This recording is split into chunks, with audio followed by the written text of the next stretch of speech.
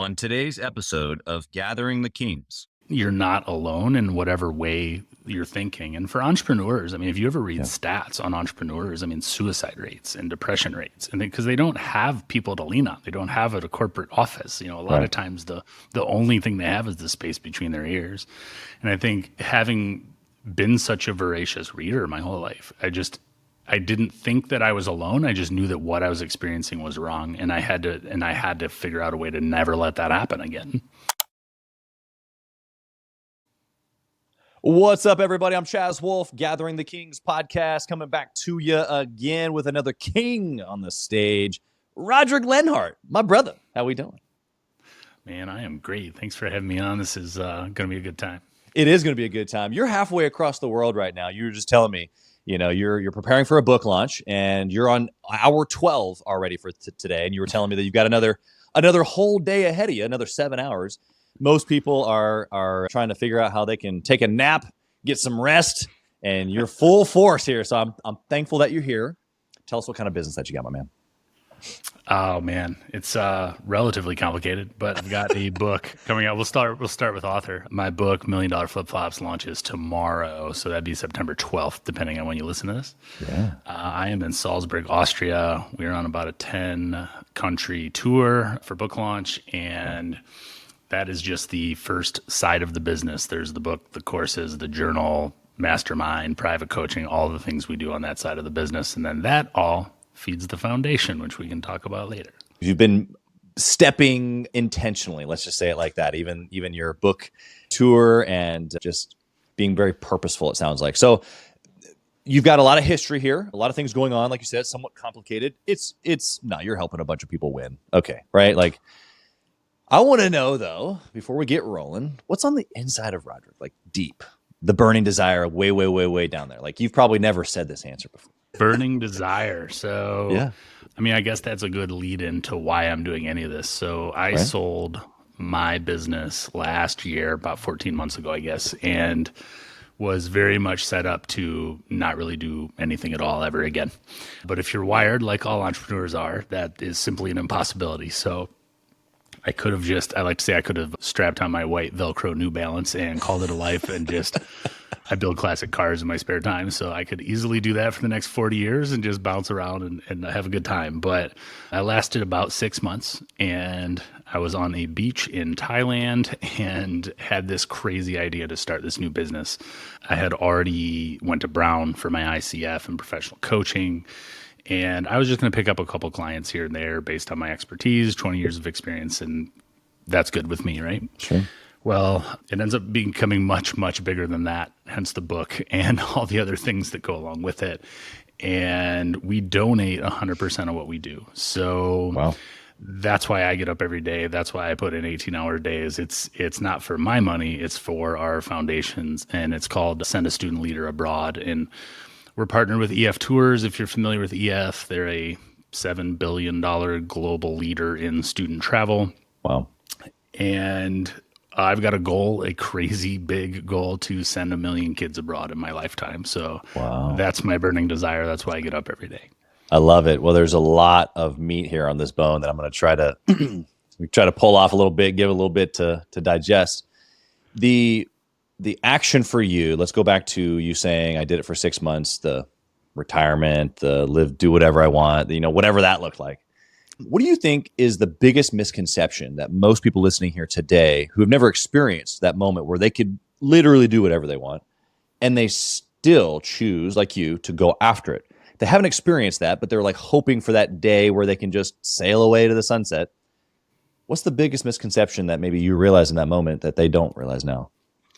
Yeah, we can go into some major stories around lessons learned in the last 20 years, but the biggest misconception is that is what's going to make you happy. And ultimately that's what my book is about. Inside the book, it's not just a story about my life and my businesses, what have you, but it's kind of part memoir, part manifesto, part manual, if you want to. That's how my publisher would put it to you. Sure. What we try to get out of people is that deep why, and we can go into the waves method that's inside the book and what exactly that is later, but it was a tool I developed at a really low point in my life where I had not been honoring my values and I was going down the wrong path. And this was, at this point, it feels like ages ago. The misconception, I start the book with this phrase, and it's from a Tolstoy book called The Death of Ivan Ilyich. And I don't know if you're familiar, but it's a short book. I recommend everyone, especially if you're an entrepreneur, I recommend everyone read this book. But spoiler alert, turn off right now and come back in 12 seconds. At the end of the book, the main character, Ivan, is on his deathbed and he's looking up at his wife and he says, "What if my whole life was wrong?" Wow. That stuck with me. I read that when I was probably 18 or 19 years old. Wow. And I've lived every day to make sure that if I'm gone tomorrow, I had a really good run and I did all the things and that's true right now. If I got hit by a bus here in Austria, I had a really good run. I did everything I wanted to do. And I think people wait. I'm answering your question in a really long form way, but I think people wait until they're retired. They wait until they have this amount of money in the bank. It's constantly a tomorrow, someday, and someday never comes. And next thing you know, you're 70 years old and your life's more than half over for most people at that point. So that's what I've tried to avoid. That's why I wrote this book. I want this in as many hands as possible. And that's a lot of the reason we donate 100% of it, because I don't want people to think, it's just another huckster selling some IP. I'm not going to give him my $20. I want them to know it's going to a good cause that's going to help kids. But ultimately, I want it to help change their perspective on where they want to go in their life. Yeah. What do you think? You said you figured this out at a rock bottom place for you. What do you think was unique to your situation? Not necessarily the sticky that you were in or the wave format that you've created, but in that moment, why were you able to create the format? Like what were the ingredients of being at the lowest point, but yet still able to create something that now you're teaching to others? Yeah, that's a really good way to phrase that question, because everybody just asks what that moment was, right? And maybe that's not where the secret sauce is. Exactly. So yeah, let me think about that for a second. So I'll give you just a short piece of background on what that moment in time was. I had taken a job with that's the first dirty word, job. I had taken a job with a Fortune 100 builder, and I was 24. I was making more in a month than my parents ever made in a year. And I could buy, do, go, anything I wanted. And I absolutely hated my life. And I woke up every day with that, is this all there is, sinking feeling in my stomach. And it was anxiety and depression and worse. And I had to dig myself out of that. Now, what's unique in my situation is that I've always just kind of been a nonfiction personal development nerd. It's like since I was really young. I've probably at this point read 500 plus books, and I would say 3 of those are fiction books. They're always a biography or a memoir or a how-to or why do people do what they do. I've always been fascinated with that. So what made me good at sales? I've been a world-class salesperson in a lot of different industries, and that's why. It's because I've always wondered why do people do what they do, and once you understand that's the key, right? Yeah, that's how they think. So the ingredients in that moment were you had this subconscious training, hundreds of books, personal development, where you were able to kind of pull yourself up. Was there anything else that you used along with the kind of what you had been feeding yourself for years at that point? That was really it. It was I knew that I shouldn't be feeling this way. I knew to ask for help, which I think a lot of people don't do, and whether that's a coach or a therapist or a counselor, whatever, however you want to put it. Yeah. And I think it was the combination of those two things that both pulled me out of where I was, and it allowed me to develop tools that were specific to me that I could then reference for the rest of my life. Anytime I felt that coming on again, it was all right. We got to run through this again and see what's happening. Right. Now I'm curious to know what was unique about the situation that allowed you to pull all of that depth that you had been feeding yourself and actually put it into a different action. Obviously, the situation was what changed your perspective so that you could start using it. It's not like all of a sudden you read 500 books in a week period and then used it. but you called on the information differently. Why? It was just having the perspective that it could and should be different. And I think that speaks a lot to, I think, the power of having the right tribe, like you have with your audience, and masterminds that you're a part of, and just knowing that you're not alone in whatever you're thinking. And for entrepreneurs, I mean, if you ever read stats on entrepreneurs, I mean, suicide rates and depression rates, and because they don't have people to lean on, they don't have a corporate office. A lot of times the only thing they have is the space between their ears. And I think having been such a voracious reader my whole life, I didn't think that I was alone. I just knew that what I was experiencing was wrong, and I had to figure out a way to never let that happen again. Yeah. Yeah, our stories are pretty similar in that way. Hundreds of books, and I knew better, but yet we still go down roads that were like, maybe in the moment we're not like consciously choosing this is the wrong path and I'm going to do it anyway. It's more of I thought this is what was good, and so you get down the road, but then you realize, oh man, this is not where I needed to go, and I knew better, but how did I not know then? What would you say if in that moment, looking backwards, whether it was a year or 2 years or 5 years, what were some of those things? And I'm kind of lead this in. The audience knows I always ask a good and a bad decision, but what was maybe that decision beforehand that you had made that maybe led to that, down moment? Yeah, chasing the money. I mean, that was hands down what it was. I had already started multiple businesses at that point. I was perfectly happy as an entrepreneur, and I had just moved to Charleston, South Carolina from Michigan, and saw this, who's now still a friend, this woman in this model home making $300,000 a year and driving a BMW, and she's only working 36 hours a week. And I'm like, man, that seems great. So I started with that. And then, that you get lured into that, the stock options and 401k and sales trips out to Palm Beach and dinner with Kareem Abdul-Jabbar and just all these things that you're like, I couldn't, health insurance, it's like now it's laughable that I would, why anybody sticks around a job for things that are ultimately just a number, but it was the money, it was the chasing the money. And it goes back to the first question you asked is most people, they don't get to that point in their life. I think the reason most people have a midlife crisis is because they finally achieved that material success. Now they've got the house and the Porsche and the vacation home and whatever, and they're like, wait, I'm not happy. I was told I was going to be happy. I want a refund. That's right. So that's right. I just was fortunate to figure that out at a really young age. Yeah. You've mentioned something that obviously plays well into what we do with Gathering the Kings. It started as a mastermind group. And so we're in the same lane from that. So I want to add some value to the audience from both of our perspectives, because you said, whether you realized it or not, you were alone. And, I don't think I consciously thought, oh man, I'm sitting here by myself. I'm so lonely, although I do some feel that way. It wasn't a conscious thought of I'm by myself or I'm scared or I'm in my bed by myself and the lights are off, it's dark. It was me just doing what I knew, what was best. And then eventually that takes a toll. Like you said, all I had was me between the ears, and you don't know what you don't know. You don't know who you don't know. And so therefore you don't have perspective. And so just talk for just a half second here on what it's like to solve that one problem. Because for us, it's like, once I solve the loneliness problem, like once I can put you around some other people that are high quality, we can start working on your mindset. We can start working on tactics in business and your marriage. Like the rest of it starts to flourish, but we got to solve the loneliness thing first, as cheesy as that might sound. What's your comment on that? I mean, I 100% agree. And, the waves method, let me give you the rundown of kind of at least what the component parts of that are.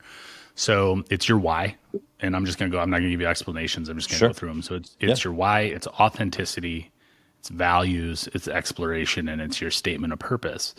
And the A in that authenticity, the reason I put that second is as you're building your why and you're building your values, you've got to be coming at that from a really authentic place. You can't be doing something because it's for your wife or your parents or your pastor or your business partner. Yeah. It has to be for you. And it's okay to be selfish in that moment.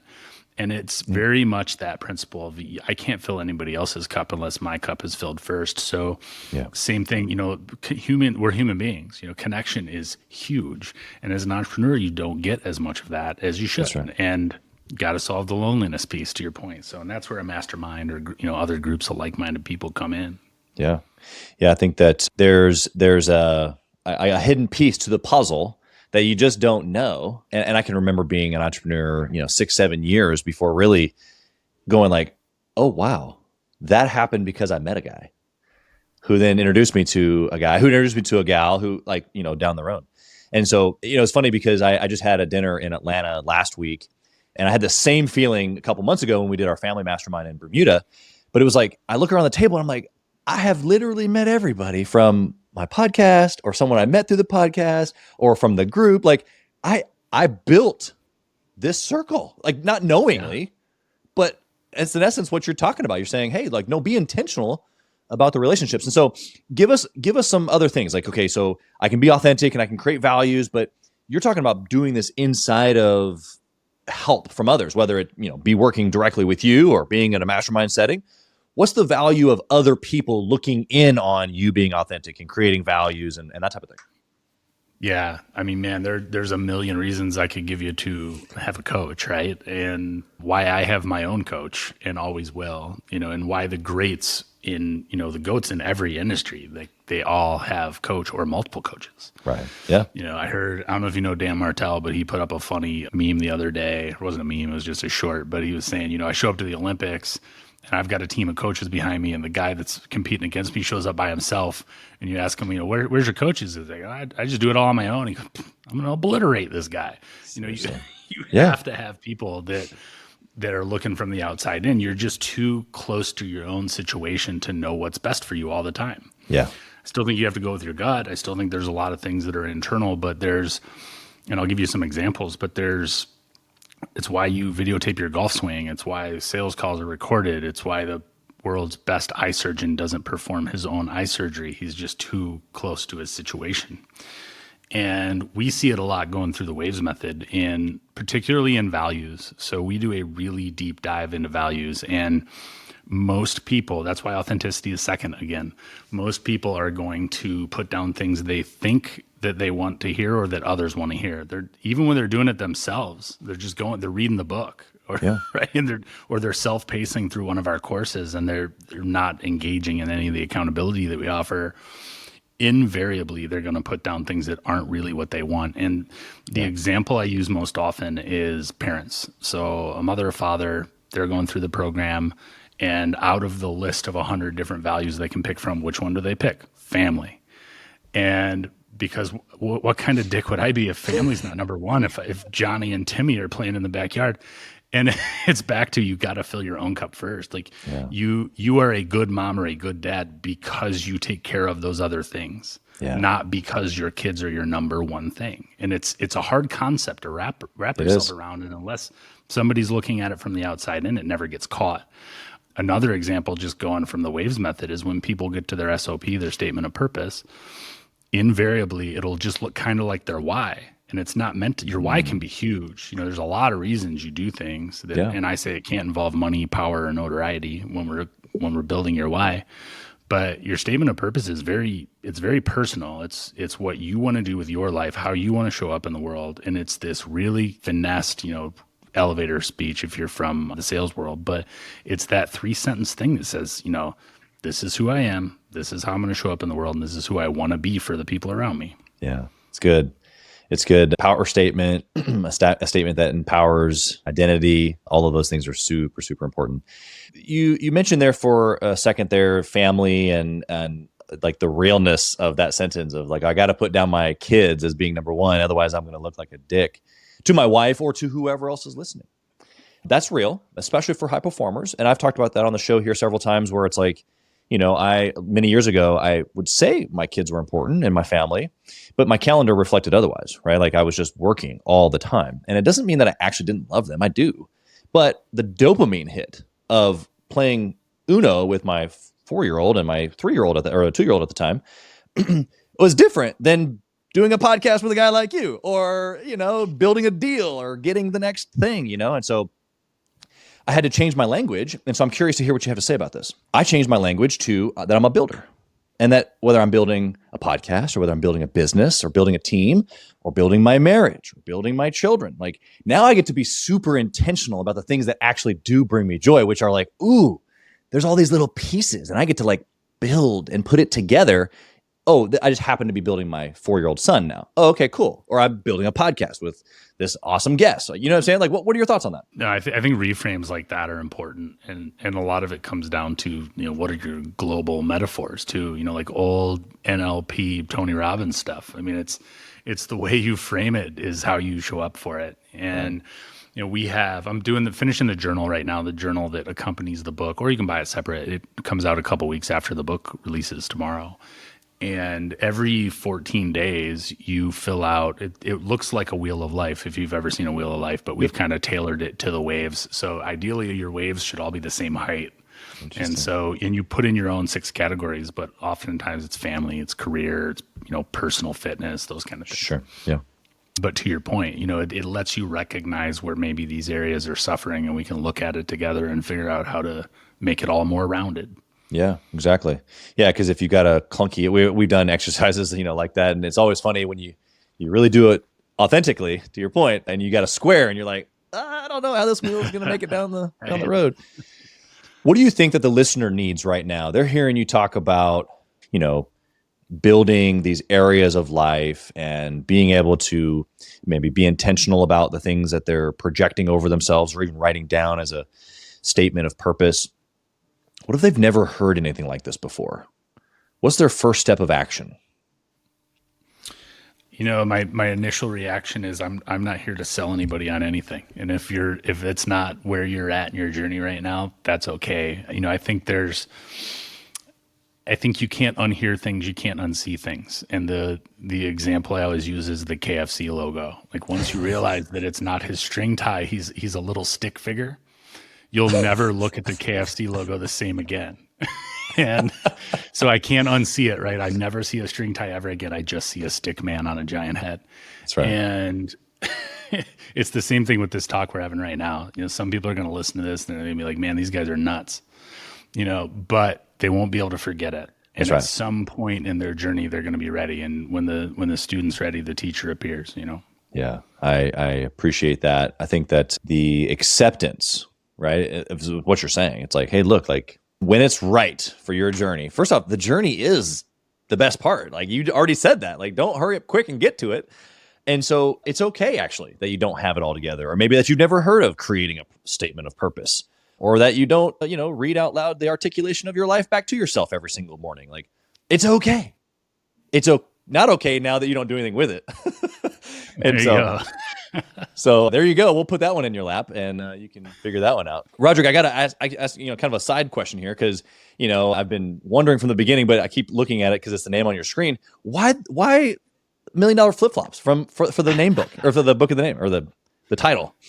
Name of the book. There you go. Yeah. Buddy, I'm right there with you. Do you want the newspaper answer, or the? I want them both, actually. I want them both. I want what you would give to everybody else, and then I want the secret stuff. Honestly, do you know who Mike Kim is? He wrote "You Are the Brand." Okay. So I was reading his book again, nerding out. I'm semi-retired. I'm on that beach in Thailand, and that was the book I brought with me. And there's an exercise in there. That's clearly what other people read for pleasure reading, right? When they have nothing else to do. Yep. So I'm nerding out there right there with you. Next beach over. There is an exercise in there that says, look around. And at this point, I'm just trying to name my coaching practice. What do I want to call this thing? Like my last business, it was called Everlong because I love the Foo Fighters. Like there's reasons you didn't name these things. But it was look around in your immediate environment and pick one thing that represents who you are as a person. Interesting. And for me, it's flip-flops. So I call them foot prisons. Like I very rarely have real people shoes on. And it sounds crazy, but I have these little indicators of success that tell me if I'm doing the right things, right? And deeper, it goes back to values and why and such. But right. I don't set an alarm every day. Like I'm usually up at 6 a.m, 5 a.m. Like, I get up and that's my time. I won't have appointments till 11. but I'm able to just get up naturally every day, which is a huge thing for me. I don't have notifications on my phone. My phone hasn't made a noise in like 10 years. And I wear flip-flops every day. And if one of those three things is not happening, I'm doing something wrong. It's like an immediate indicator that I'm doing something wrong. Yeah. So I look around, I go, flip-flops. Yeah. Well, everybody wants $1 million and everybody wants to live in flip-flops, right? Like with exception. But Yeah. like, that's what I'm going to name it. And everyone's like, typical, Right. oh, that's a stupid name. And I'm like, well, what's Google? What's Yeah. Google? Like, what, none of these things make any sense. Nope. So I'm like, that's what I'm naming it. And it, it ended up being really apropos as we built out the waves method and everything, because ultimately, my superpower forever has been the ability to identify change and make those changes with confidence and quickness and ease. And, a business isn't going right, bye. A relationship doesn't look like it's working out, bye. Like there's a lot of people know they need to do something, Sure. but they just don't do it. And that's what the waves method builds. It builds that confidence because it's not just a, positives and negatives. Should I do this thing or not? You have a really structured way of making any decision in your life. And it's a game changer. It takes this mental weight off of, oh man, should I take that job? Should I start a family? Should I even pick up this hobby? It doesn't matter what the thing is. Does it go through this filter clean? And if it does, it's a yes. If it's not, it's a no. And it takes all the pressure off of you to make those decisions. So the flip-flops identify that change. So why do I have millions of dollars? Because I've been able to change $1 million flip-flops. I love it. You've done a really good job of actually connecting all those dots. So that is not a Hollywood answer or whatever you called it. It actually makes a lot of sense. I think that there's a lot of tie to your identity too, which I think is actually the most important. Even though someone like me, flip-flops would be the last thing that you would catch me in. I love shoes. And I used to wear shoes until I went to bed because I didn't want to have to re-put them on. And once you get married and you have kids and she's like, no, shoes off at the door. I'm like, okay, fine. And so the flip-flops to me, I'm like, I don't relate to that at all. But everything a part of that story, I'm like, yes. So thank you for sharing that. Yeah. We talked about a bad decision, but what's been something that you've done that's just really practical that you did that kind of tipped all the dominoes and we can maybe go implement in our business? Practical. I don't know if it would be practical, but it's just really leading with intention and thinking from the end. In everything I've done since that. I call it the dark place in the book, but since that day, just having a really clear purpose about why I'm doing everything I'm doing, and recognizing that has been the best decision of my life because it leads to all the other things, whether it's business or relationship, et cetera. Right. Yeah. And so for the person that is like, okay, like they hear the word intention, I know the weight that you're talking about when you hear intention. We use that in my family, like it's our identity, right? It's like, no, everything is done with intention, everything, intention, and then followed by attention, and which I'm sure that you would agree. But for the person that's like, okay, I can intentionally do these things. What does that mean? Give us just a smidge on what does that look like on a day-to-day for you? You've kind of given some hints around it, but what is an intentional morning or an intentional day, or what could they be doing right now to be intentional like you were back after the dark day? Yeah. So it's probably two parts to that question. Okay. And one is I'm going to give you a little time hack for you and the audience about how you can buy back a lot of time for $0. So that's the teaser. But I think it's looking at everything in your day. I mean, from the time you wake up till the time you go to bed, why are you doing that thing? And it can be as simple as a walk. It can be time with your 4-year-old. It can be a new business deal, but it's why are you doing that thing? And once you've built, that's why the values piece of the waves method is so important, why we spend so much time on it. It's easily the biggest part of the book, the journal, when I'm working with you one-on-one, if you're in Mastermind with us, et cetera. Until you have those component pieces, you don't know if what you're doing is intentional. It's as good as the yes, no, good, bad list that you're making to make major life decisions.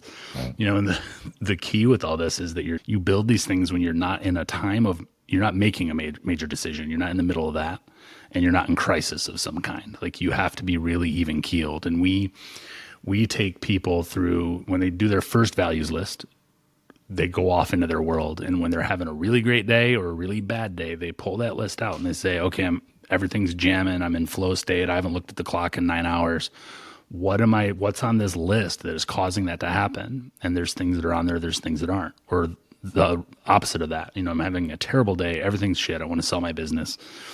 What am I not honoring right now? Right. And you identify those values in those moments, and it helps gain more clarity so that tomorrow when my buddy says, let's go do XYZ, I can easily say no. And I don't feel bad because it's not in line with who I am and how I want to be 40 years from now, And I'll give you the time hack. So this was in Mastermind a while back, and this may not be her idea, but it's what she brought to the table. But it's basically if somebody asks you to do something, hey, Chaz, I got this thing in 6 months. It's in Vegas. I want you to come speak. If you wouldn't do it tomorrow, you say no now. Because you're not going to have any more time in 6 months or a year or 5 years than you do right now. So in our minds, we're more free next week or next month. And that's how our calendars get full. So if I wouldn't do it tomorrow, the answer is no. Interesting. It's a perspective switch for sure. The moment for you, I'm thinking of a specific one that I'll share after you, but the moment where you were able to, I guess, pick something that really, really was specific to the intention of what you've already defined as a value, right? And that could be maybe sitting on the beach, but what's a personal example for you? When you said something was in front of you and you said, yes, that matches what I've already previously stated as my value. What was that specific thing? I'll give you this example. So I sold the last business. I didn't necessarily have to do anything. And it's all right, I'm doing this new thing and I have a clean slate, right? I was very fortunate to be in that position. And you often heard me say, I call it in life number one, that, I don't know what 2 is going to look like, but I can't see it while I'm in 1. So right.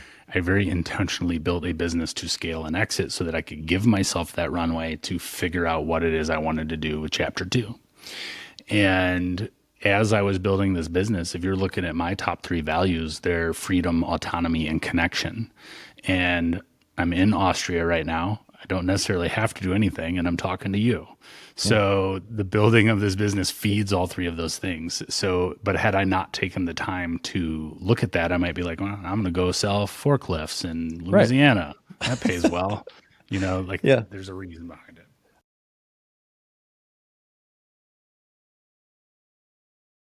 Hey, kings and queens, Chaz Wolfe. I want to talk to you about something that's super important to me. We put a lot of time and effort, we meaning myself and my team, into this podcast, into the content that goes out every single day. And if you have been getting any sort of value or insight from this, we want it to be able to reach other business owners too. So we would love if you would like, comment, share, leave a review, post, share again, all of the things on social media, on all the different platforms, or even on the podcast mediums of Apple and Spotify. We would love to be able to get our content into more hands, more entrepreneurs, so they can grow their business as quick as possible. Together, we are building a community of like-minded entrepreneurs who are committed to growing their businesses to new heights. So let's do this. Let's help each other. Let's help each other grow. I'm going to give you an example that's not very motivational like the one that you just gave, because I think the two sides of every coin is good. I can remember being 17, 18, and I was just very different than my friends. And I would get calls at, 9, 10, 11 o'clock and from my buddies, and they were, at IHOP eating pancakes, and then they were going to go to some late night movie or something, what high schoolers do, I guess. And I get a call, and I would say, hello. I'll tell you where I was in a second, but I'd say hello. And they would say, you won't. And I would say, you're right. I won't. And I hung up. And I would roll then back over and go back to sleep because I was already in bed because I was going to be up in the morning and going to work. I started working when I was 13, basically in the summertime, and then actually full-time when I was 16. And so for me, even though I didn't have this value system that you're talking about, I still knew what I wanted. And at least at that point, it was like, I know because we poor, I need money. And so I was not willing to exchange that for, going to the movies or eating pancakes. I wanted to, they were my buddies, but I wanted this more. So greater, lesser desire is what I'm hearing you say. You can have that greater, lesser desire kind of like compass built off of your values. That way, when you're put into a situation, all you have to say is, you're right, I won't. Right. And not feel bad about it. And not feel bad about it one lick. I'll see you next time, bro. Mm-hmm. Or not at all. Absolutely. Who cares? Absolutely. If it either serves you me or won't. doesn't. I love that. They knew exactly what it was, and I knew exactly what it was too. So anyway, all right. So let's talk about family for a second, or really just some of those other dimensions in life. Or how would you suggest to the listener, or how have you practically gone after those things while you've been obsessed with the business? I'm not a fan of the word balanced. I'm an all-in type of a guy. I can clearly see that you are as well. So how have you gone all in those other areas, whether it be family or other dimensions, at the same time as building a company that you eventually exited, and then now building this one, traveling, that type of thing? Yeah. I mean, it all just keeps coming back to the values piece. You know, it's, you hear me say it again and again and again, but it is who we are as people. And we just haven't been taught at any age to look at that in a really structured way, right, and then build a life around those values versus having life happen to us for 50 years and then going, well, it was okay. You know, it's just a really different way of looking at it. And I think once you can sacrifice things in the short term, but ultimately it's back to that wave or the wheel. You know, you have to eventually have it even out, you know, or else you're just not well-rounded isn't a great term, but it's what ultimately leads to, you know, kind of base level happiness, you know, is have to have all of those things. So, and I think that's why, you know, we've got some strange qualifiers if you want to work with me privately. And I only work with 6 people at a time, but one of them is you have to be making a certain amount of money for a certain number of years. And people look at that on its face and they say, well, he just wants to know that I've got the budget. And it's like, well, the price for me doesn't change. So it doesn't matter if you have the budget or not. But it does tell me that you don't think money answers all the problems. You know, you've had enough success that you go, wait a minute. Like, so you know, if I'm talking to your 17-year-old self, and I was in that same boat, I mean, we grew up with nothing, you know, so I've been a hustler since I was a little kid. If I'm going to get anything, I've got to get it myself, you know, because mom and dad can't buy it. Yeah. So I was fortunate to learn that lesson in my early 20s, and that certainly changed my trajectory and what I value as a person. But I don't want to have a 40-year-old sit in front of me. Well, but I have to take this job because I'll make $200,000 more a year, and then I'll be happy. Like, it's just not a conversation I'm going to have. Like, you already have to be at that level of awareness. Yeah. Because I'm not going to be able to. Nobody's going to be able to get you there. Like, you have to have had that experience for yourself. Yeah, I appreciate that perspective. It's tough for someone listening right now who has yet to be in that position, but for the ones that have, or you know, you've made enough, and then eventually you get to a place where you either sell or you build assets that pay you enough or more than enough passively, and it's like, well, I could literally do whatever I want, and it's like, what else is left? Because once you've gotten that check, there's got to be something else that we're going after, and so I appreciate you bringing it back to the values. Why do you think that this purpose for you, like this mantle, if you will, to go and help other people get so deep on this, why do you think it's for you? Why are you made for this? I'm not going to toot my own horn. I don't know that I might not be the right person for a lot of people listening to this, you know, and I think if you haven't clicked off of us 38 odd minutes in, maybe I'm the right fit, you know? So I've had a lot of experience around this, and I can tell you the reasons why I do it. And then if that resonates with people, great. But I coached baseball for a long time, for over 10 years in Charlotte. And even though I don't have any kids of my own, and I've had half a dozen boys make it to the major leagues, and I'll run into them on the street and they'll say, "Oh, Coach Rodric," and they'll fill me in on their life, and it's awesome. And they'll be like, "Do you remember that thing you told me X, Y day?" And I'm just like, I don't, bro. Like, I love you dearly, but I do not remember what that was. You know, because I was with these kids 5 hours a day, 5 days a week, 5 months a year. I mean, it was a lot, you know, for over a decade. So, but you get those chills. I get chills now telling you the story, like having that kind of impact on someone. And I've seen that happen on the business side too. I never did this professionally, but people thanks to social media. I always say it looks good on TV, but people see me traveling all over the world, but I still have these businesses back home, yet they're working 100 hours a week and they can't. How do you do it? Like, if I could had a nickel for every time I've been asked, how do you do it, bro? And there's people that I would take under my wing and help them and show them these principles, right? And then you watch their life change. Yeah. And so when it was time I don't have to do anything, or I'm going to do something, that's why I decided to do this. It was one of those, it's silly for to go to my grave with me, or the 20, 30 people I helped over the last number of years. So, and that's why we donate all the proceeds of the book. Like I really just want this in people's hands, and it's either for them or it's not, but at least they have the idea in their head.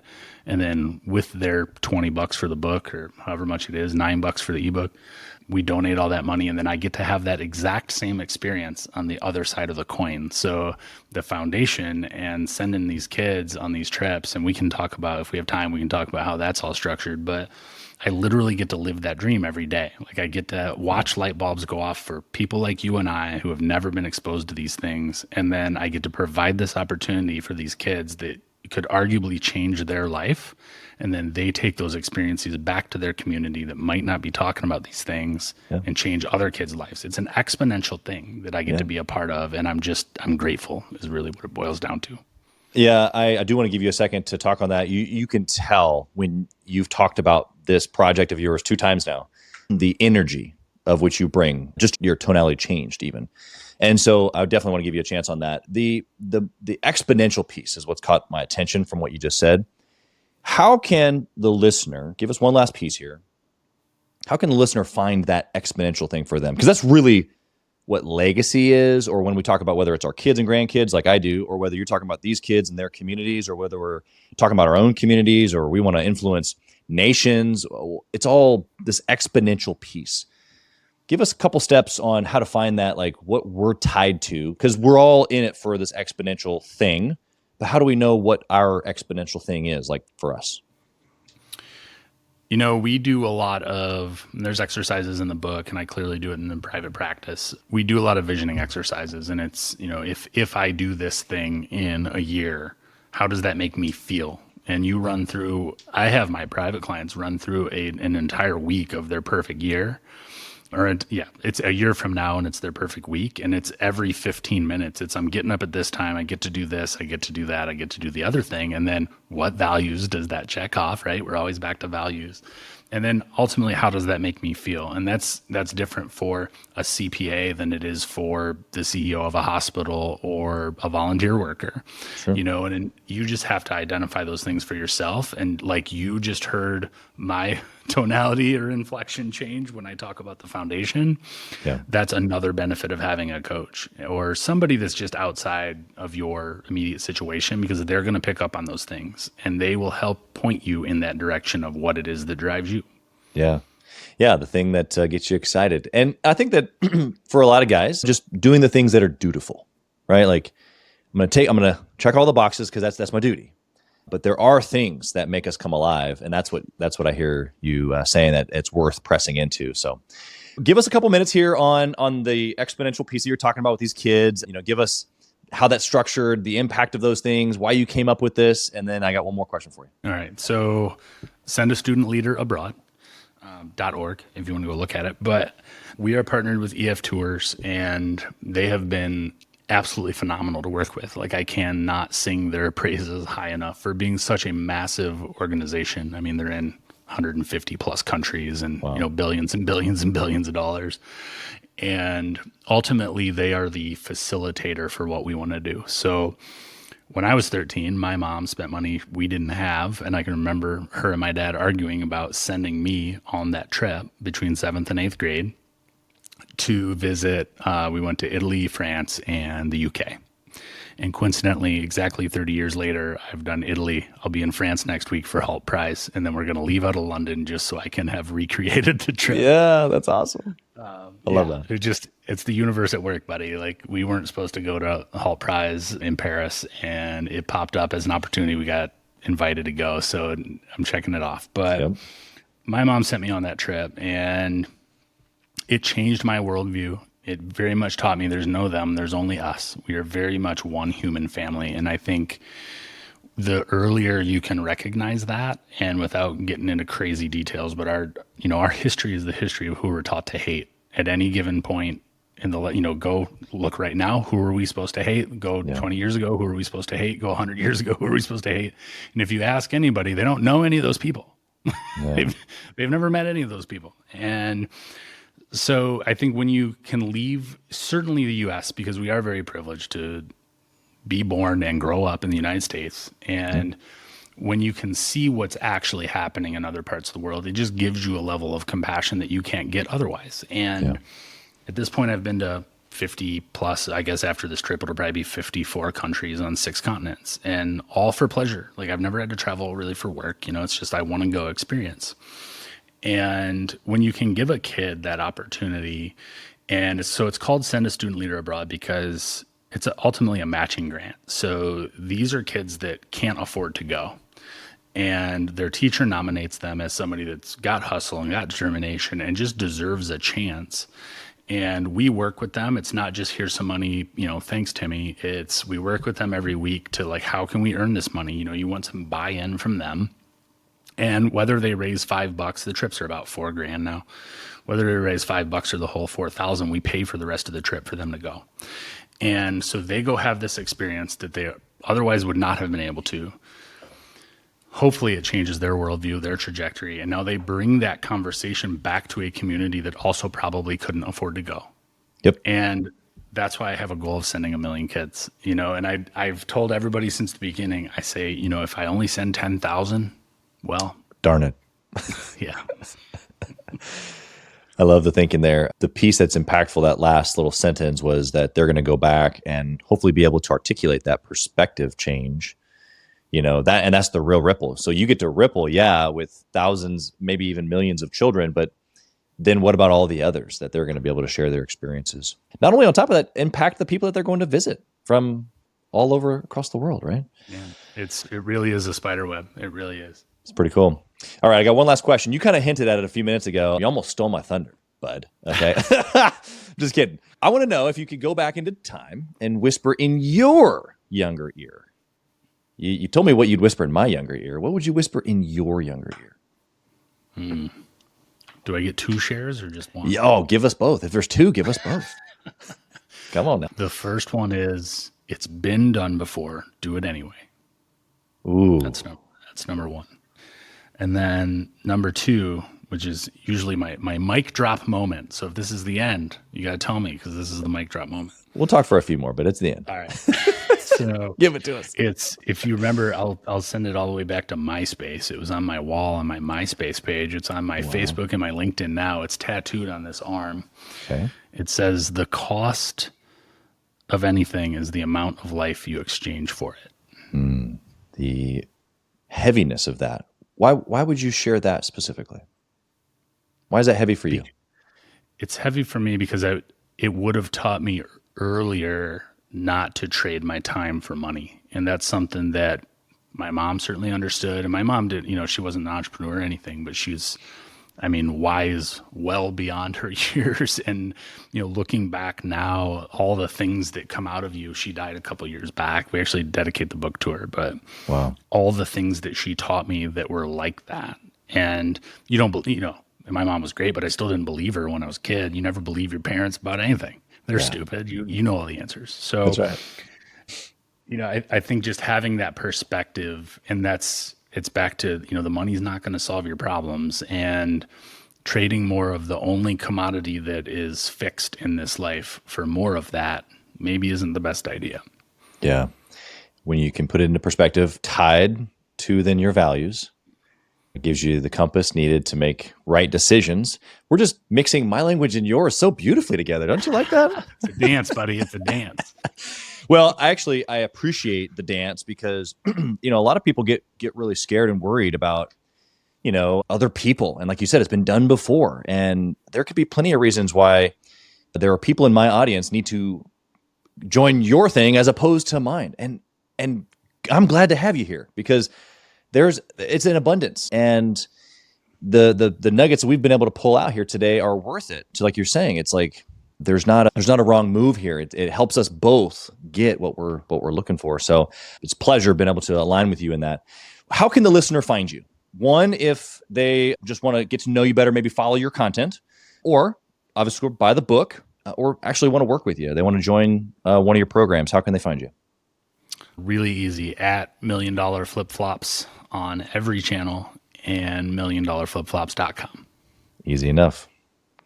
We'll put it all in the show notes for the listeners, make it easy for them as well. You've been incredible. Thank you for being here, dropping us nuggets from halfway across the world and in another time zone. So thank you for that. Blessings on your book launch. And we'll put the information for the book launch. If you're listening right now and you want to go grab the book, click the link below and grab that. I'm sure you won't be disappointed. Especially it's got flip-flops, golden flip-flops from my understanding of on the website. Take a look at these things. They're amazing.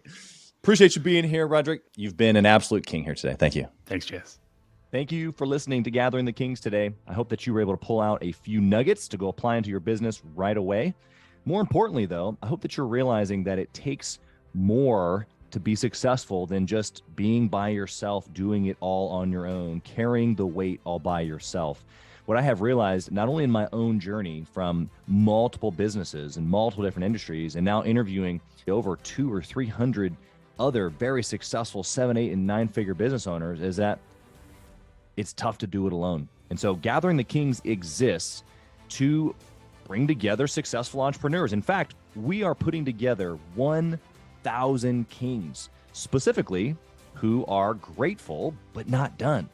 We're intentionally assembling kings who fight tooth and nail for their business, family, and communities. And here's what we believe, that in the pursuit of excellence in those areas, that it ignites within us the responsibility to govern power and forge a lasting legacy. So if that relates and resonates with you, and you know that you need people around you, sharp, qualified, other very successful business owners, I want you to go to gatheringthekings.com. I want you to take a look at what we're doing and see if it makes sense for you to be part of our pursuit to 1,000 kings. Talk soon.